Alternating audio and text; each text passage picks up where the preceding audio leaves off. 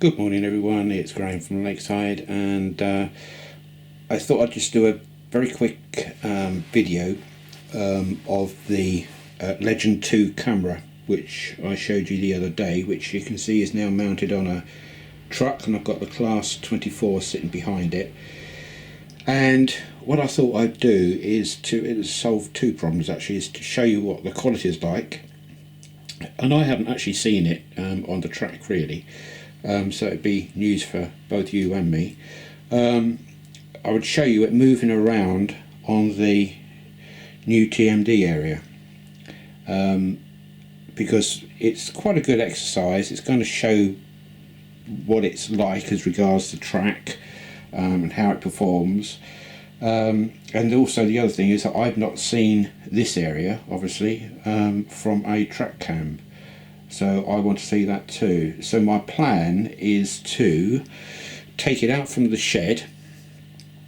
Now I've moved the shed forward probably about, I don't know, 100 mil for this point, because I want to start off with the camera inside the shed, so you see inside the shed to begin with, and then I'll bring it out and I'll take it into the wash area first, as if the Class 24 is going to have a wash, and then I'll bring it back out again, and then I will go up along here to that point, change the point, reverse back and come into this track here, and take it down to about where that point is.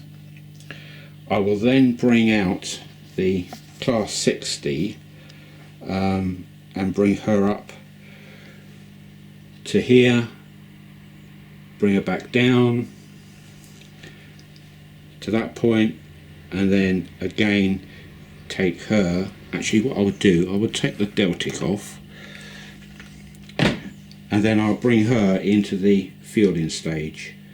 Now the thing is that it's going to be a bit torturous, because what I've got planned to do is I want to try out the Wi-Fi going onto my app on my phone on this camera, and I'm going to live a little bit dangerously, because what I'm going to do is I'm going to do all this blind, only looking at the phone.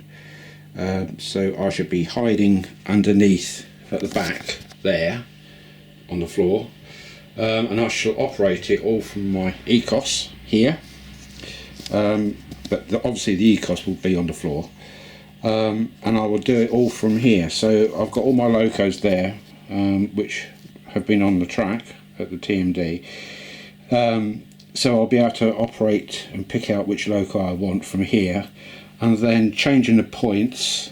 This is what I love about the ECOS. I've got no mimic boards or anything on this layout at all. It's all done, every single point is changed from the ECOS. So this is the track plan of the TMD area. So for instance, this point here is this point here. So if I keep the camera there, if I touch that point, you'll see it move, and I want it in that position anyway, so I'll leave it there. So I should be operating on the floor from here, but I will be viewing it on my app. Now you can see my jumper there. I'll lift my arm up. So there's a bit of latency on the Wi-Fi itself, but which is not an issue. It's just that, you know, it's not seeing it 100% real time. It's about, I don't know, a second, if that, behind the actual. There you go. You see my arm move then.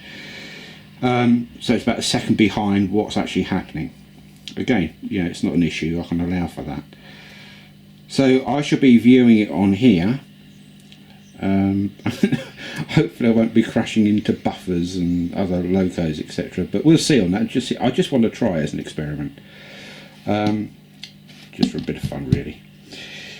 So that's what I'm going to be doing, and we'll see what the quality of the actual camera, which is the important bit, We'll see how that comes out. If all this doesn't work and I can't do it from hiding on the floor, then I'll come back up here again. But I'll put the manor house back in, because obviously I'm in the manor house area.